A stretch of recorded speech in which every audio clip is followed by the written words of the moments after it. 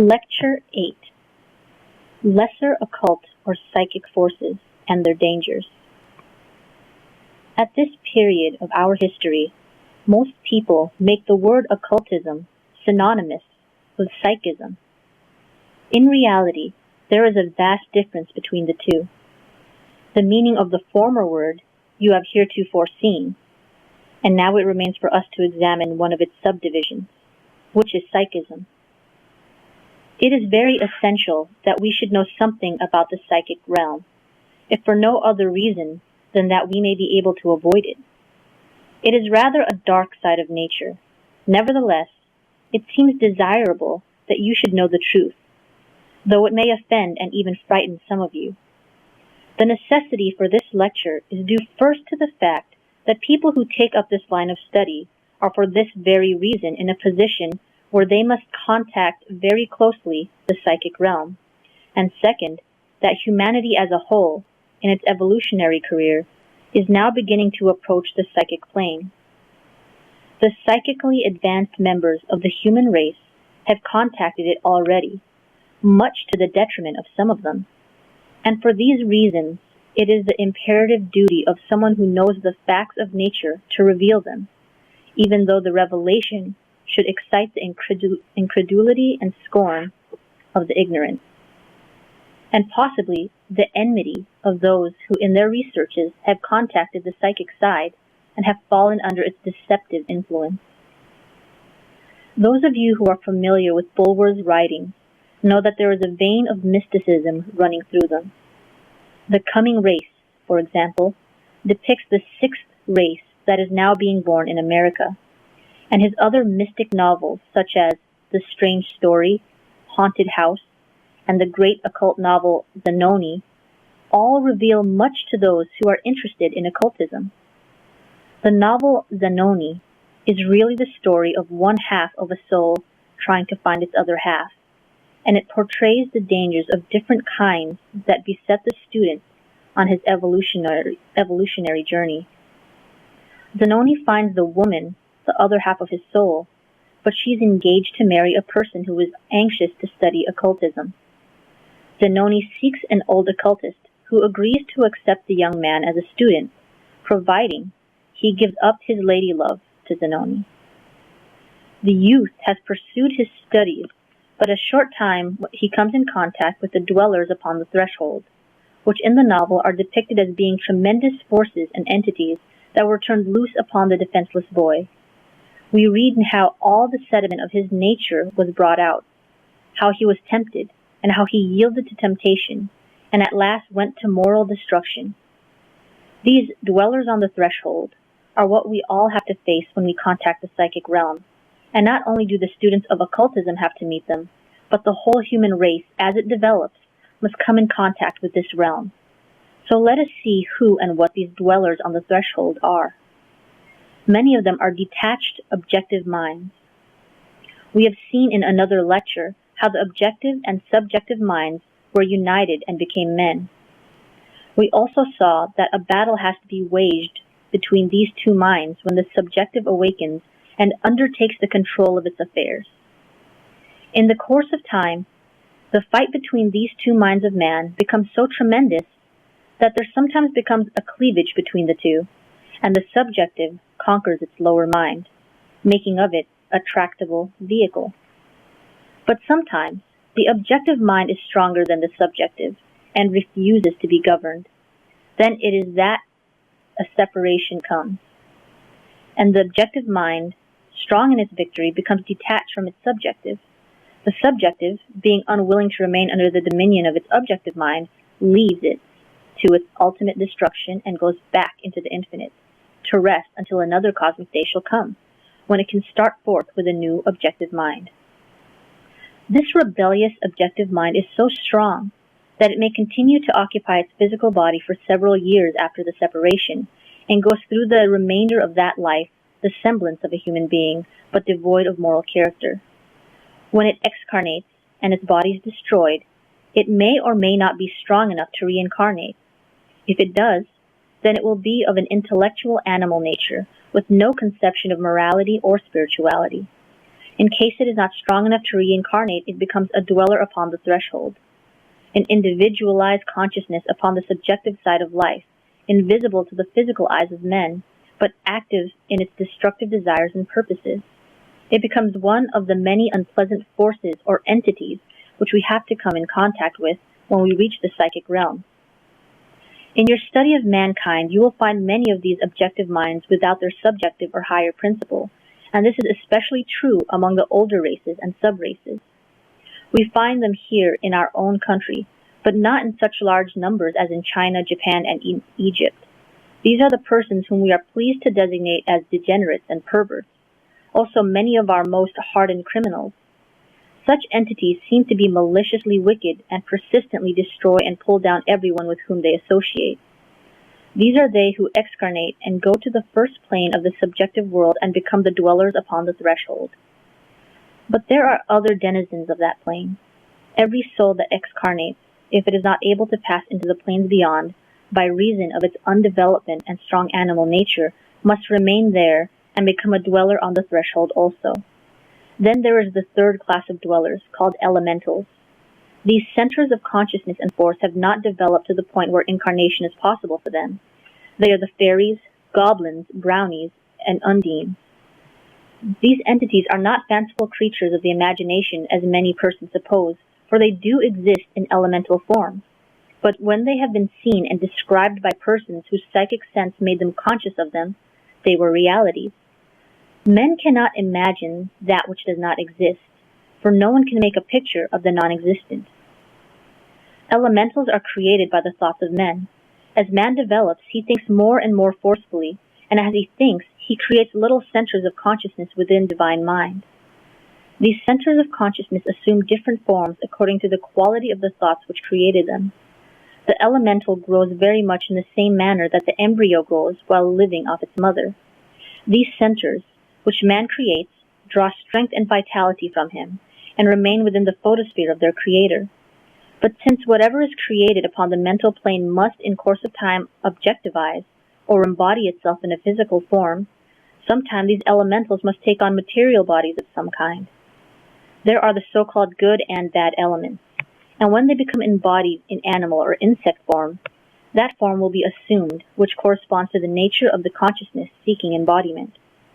If the elemental be of a mischievous, destructive nature, then it was the result of mischievous, destructive thoughts of man, and will take upon itself the form of an animal or insect that will annoy man and destroy his property, because it is a law that whatsoever man sends forth mentally must and will return to him.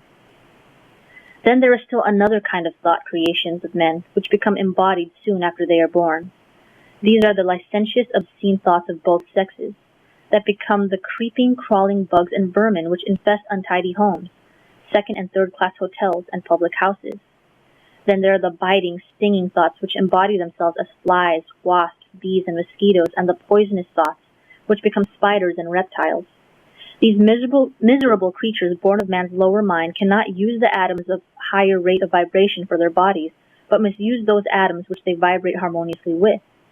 They gather up the diseased atoms, the dirty atoms, those atoms which can no longer be used by men or beasts, and through forms composed of these express themselves upon the material plane, and thus man himself creates the destructive things of earth, which turn and wage war against him, for God saw everything that he made, and behold, it was very good. When an entity has attained a sufficient density within the subjective realm to be ready for embodiment, it has come to a point where it can have a direct influence upon human life, and it then reacts upon its creator according to the nature that was given it. When these elementals separate from the photosphere in which they were created, they often leave their creator and impinge upon the auras of other persons. Sometimes they are utilized in magic, particularly in that form known as ceremonial magic, and students of occultism sometimes use them for the purpose of producing psychic phenomena. The transference of material substance from one room to another through closed doors and solid walls, or the disintegration and reintegration of so-called solid things, are performed through utilizing these elemental forces of nature. Then, there are the minds of animals, or animal souls, if you choose to so designate those centers of consciousness, which have been embodied, have excarnated and have passed on to the subjective side of nature to await another opportunity to become re-embodied. These subjective entities still possess all their animal propensities, but have no physical means of expressing them, and they belong to the vast multitude of dwellers upon the threshold. Where is this threshold? In Catholicism, it is known as purgatory. In Protestantism, it is Hades. You remember the words of the Creed, "He descended into Hades." Hades is a place for departed spirits. It is the sidereal realm of the medieval mystic. It is the astral or psychic plane of the modern mystic and theosophist. It is the first plane of the spiritualist, the plane for earthbound souls. It is here, interpenetrating this physical world of ours.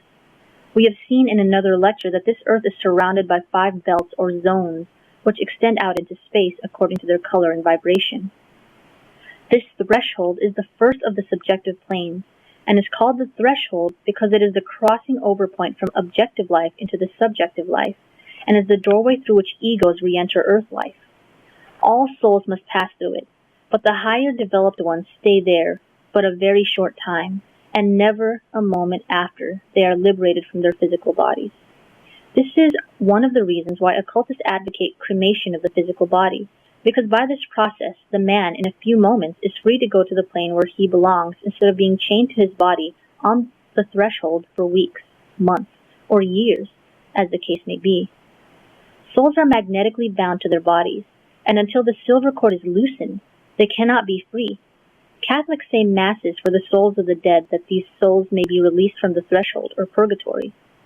Years ago, when many of the priests were occultists, a mass was written or chanted in the musical key which corresponded to the color of the deceased. The sound of the chanted mass disrupted the silver cord, as a prolonged sound upon the physical plane will disrupt a material mass if its keynote be sounded long enough. No man's vibrations are raised. He necessarily contacts with this first subjective realm, and the influence of the 4 classes of entities previously mentioned, and popularly known as the psychic forces of nature, are exerted upon him. The unconscious sensitive is always susceptible to influences which produce moods that other persons do not have.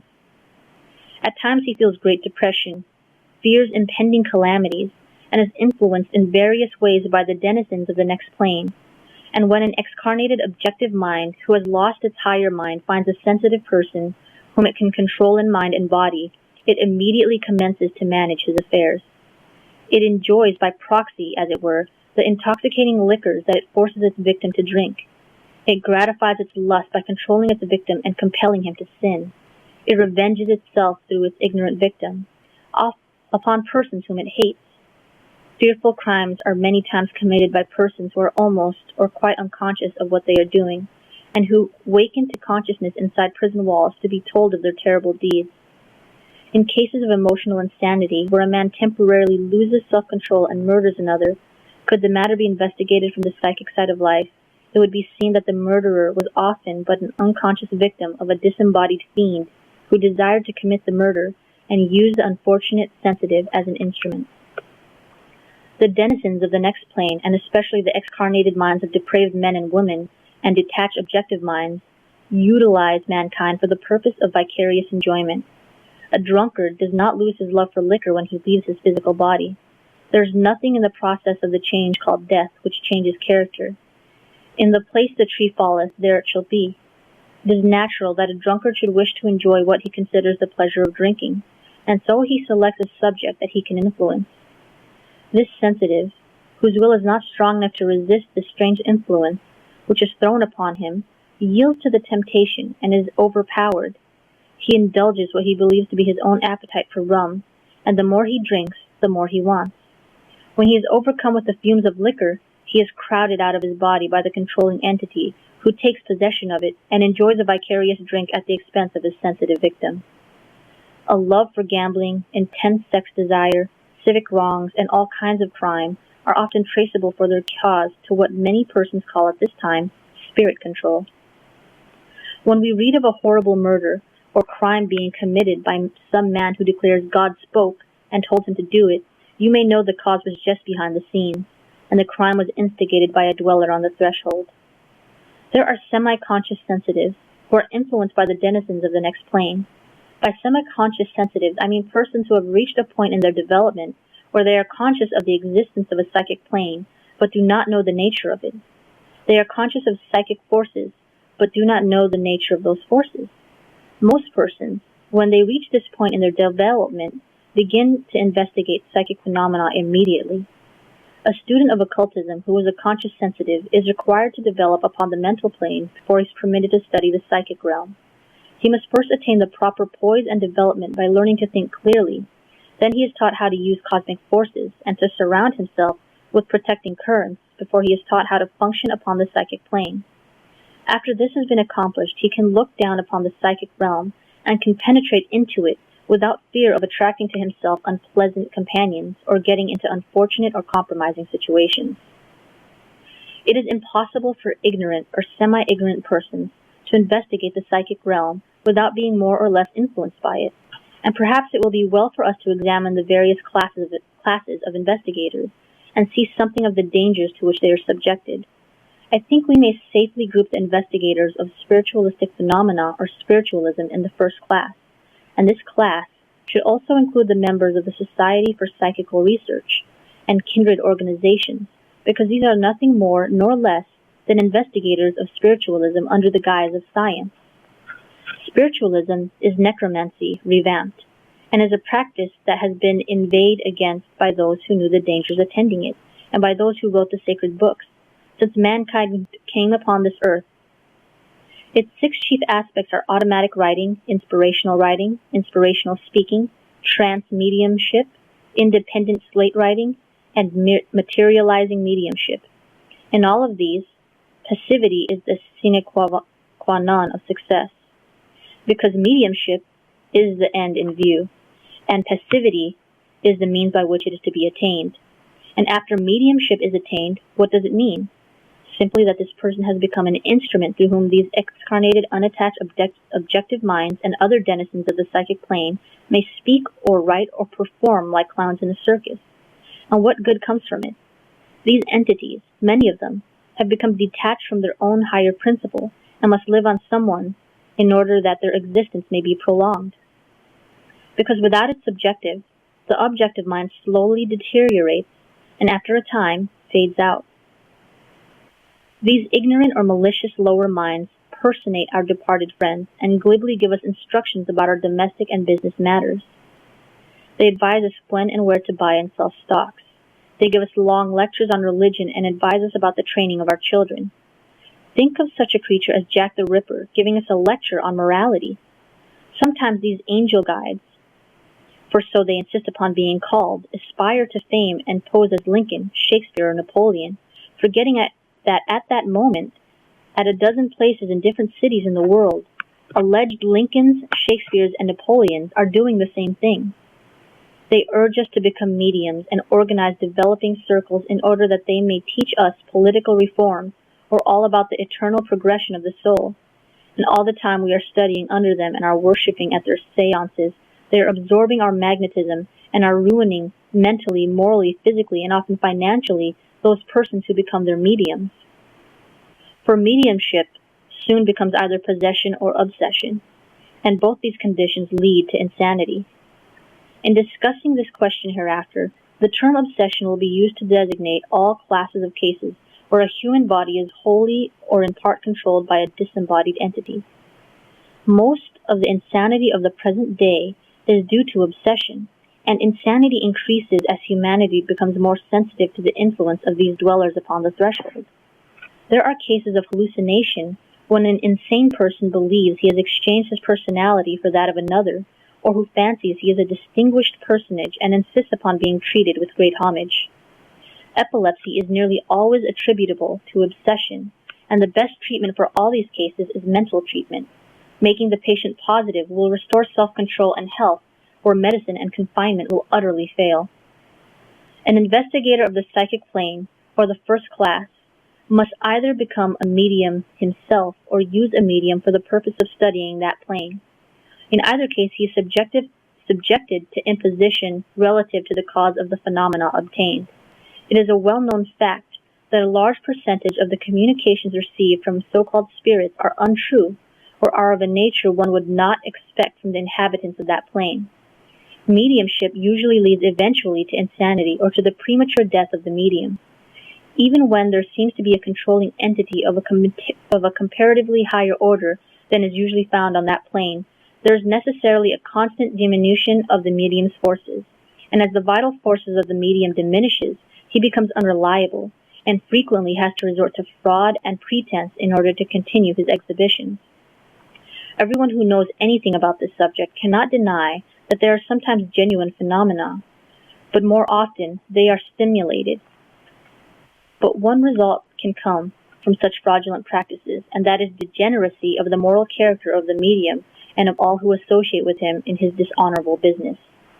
Many mediums become habitual drunkards as a consequence of having to take intoxicating liquor to stimulate their failing strength after being vampirized into a weakened condition by the entities that control them and absorb their magnetism. It is admitted by unprejudiced investigators of psychism that the majority of spirit controls are of a low order. But this is explained by their statement that like attracts like, and that mediums and investigators attract spirits of a nature kindred to themselves. It is also admitted by all investigators that a positive, strong character is incapable of becoming a medium, and frequently prevents phenomena from taking place at a séance when he is present.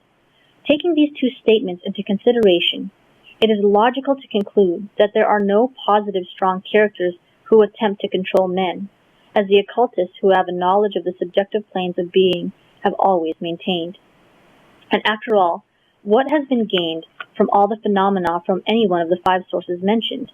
Has any new philosophy been presented, or any great discovery been made through these spirit guides? By their fruits you shall know them. And the result of the investigations of the Society for Psychical Research along these lines have merely verified the phenomena given by the spiritualists since 1849. And not one of the investigators has yet discovered the true cause of the phenomena or formulated the law under which they occur. One of the greatest tests given by these mediums is this: some entity speaks or writes through them to someone concerning matters that were known only to the departed and to the investigator. But this is no proof that the controlling entity is the soul of the dear departed, because any disembodied entity can read the mind of the investigator and can see the thought pictures that are in his aura. In this manner, the past of any person may be read, because it is written around him in his photosphere and goes with him wherever he goes. A local preacher says he receives communications from his dead son and cites facts only known to himself and that son. These communications, he declares, are proofs of the identity of his deceased son. He says his son revealed to him where certain articles and papers were after he, the son, had passed from this life, and that he himself did not even know of the existence of them. This is no proof that the information came from the man's son, because any disembodied entity could have done the same, and is just as likely that the information was given by the objective mind of Captain Kidd as it is that it came from the preacher's son. The second class of investigators may be known as passive clairvoyants, or those persons who cultivate passive mediumship for the purpose of functioning upon the subjective plane. Such a clairvoyant permits an entity to enfold or envelop his body while it impresses a mental picture upon his mind, and then the medium describes the picture he sees. This is not true clairvoyance, because the entity that impresses the medium is responsible for the picture, and it may be nothing but a fanciful creation of its own. The medium has not seen a reality, but has looked at the mental creations of another, and when we consider the character of most controlling entities, we feel safe in saying that possibly their pictures may not be altogether reliable. The third class of investigators may be called artificial clairvoyants, and is composed largely of crystal gazers, magic mirror gazers, etc., who by these practices throw themselves into a self-induced semi-hypnosis. In this state or condition, they become susceptible to psychical influences, and mentally impressed pictures are the result. Vanity, or the desire for money-making, is usually the cause of this kind of practice, rather than a desire for growth or development. And the dangers from psychic influences are fully as great as in the classes before mentioned. But there is a true clairvoyance or seership, which depends upon two things: a well-developed subjective mind that rules the subjective mind, and a peculiar physiological condition. Nearly in the center of the brain of every human being is situated a tiny organ called the pineal gland, and this is the chief center through which the mind must function, in order that man may possess the X-ray vision that enables him to look beyond the material plane, upon the inner or subjective planes of consciousness. This gland can be attuned to finer vibrations than register in any of our other senses, and these vibrations relate us to the inner worlds or planes. The student of occultism, at a certain point in his progress, is taught how to direct special cosmic currents of force into this gland to enlarge and raise its vibrations. When this has been accomplished, the student can function upon the subjective plane by an effort of his will as easily and well as he can see on the objective plane by opening his physical eyes. With this class of clairvoyance, there is no passivity or trance condition, but there is a conscious shifting of consciousness from one plane to another, and it is according to the development of the man whether or not he is able to function upon many or few of the subjective planes of being. The unattached student of occultism is one without a master or teacher. He is one who knows of occult power and forces and longs to possess them, and he courageously faces the dangers without assistance. This great desire for growth leads him to seek quick development, which is natural. The great majority of people, when they first hear of occultism and occult teachers, immediately want a teacher, and their cry goes up, "Give us a teacher." Then they begin to think they are developing rapidly in occultism, and when certain subjective influences come about and they feel their peculiar vibrations, they immediately conclude that a master has come to teach and help them. These subjective entities, wishing to gain control of ambitious students, impress them with a thought they love to entertain, and soon these students of occultism are under the influence and perhaps under the absolute control of the dwellers upon the threshold.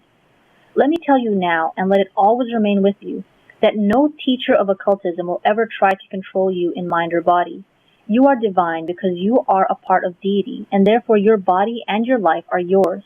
A teacher has no more right to control your mind than he has to violate your body, and no student, teacher, or master of occultism will ever attempt it.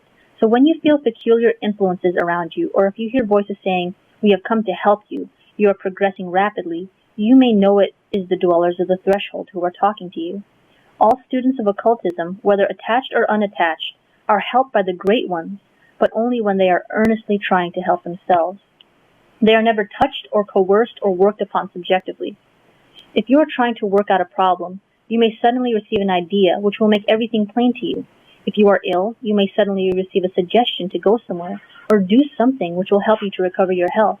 If you are out of a position and need money, something or someone may be brought forward to help you. The student who is studying along these deeper lines is always watched and will be helped when he deserves help. The student who declares that he is going to work out his own salvation, that he is going to develop and uses the knowledge he has gained to live according to his ideal, is a probationer, and if he persists in this course for a period of 7 years, he will draw to himself a teacher in physical form. That teacher may be a master, an adept, or an advanced student, but a teacher who is best suited to him in his development at that time. And during the 7 years of probation, help will be given to him in various ways. It does not follow that everyone who thinks he is ready for the higher occult teaching is really prepared for them. For example, during the last century, a number of persons heard of the masters and adepts, and 72 curious individuals started out to become students. An adept, whom I know, promised to give them 1 year probation on the condition that those who successfully stood all the tests given during that year should be accepted as students. The first thing he did was to tell each aspirant, after occult teachings, what kind of life he had lived and was living at that time. He told them about their faults and how those faults should be corrected. He took away their wines and all kinds of intoxicating liquors, and also their pipes and tobacco. He forbade gambling and immoral associates and ordered certain hours set apart for meditation and concentration. In less than 1 week, 1/2 of the number of aspirants for occult knowledge turned their backs on occultism in indignation. The others struggled on for a while, but were so badly beset by their old habits and by the subjective entities that were aroused by the new order of things, and who immediately set about trying to drag these students back into their old habits of living, that one after another fell out of line, till at the end of the year only one person out of the 72 had succeeded in living up to his promises. This man was given permission to withdraw from the world and go into a lodge where he was taught occultism. Let those who desire to push on in their evolution take the attitude that they will not study psychic forces at all, that they will not look for a master in that realm of being, that they will begin work by building up character and by practicing what has been taught. For I tell you truly, The psychic realm can offer you absolutely nothing of value at this time. It is the higher and better knowledge that you can utilize, and you should desire.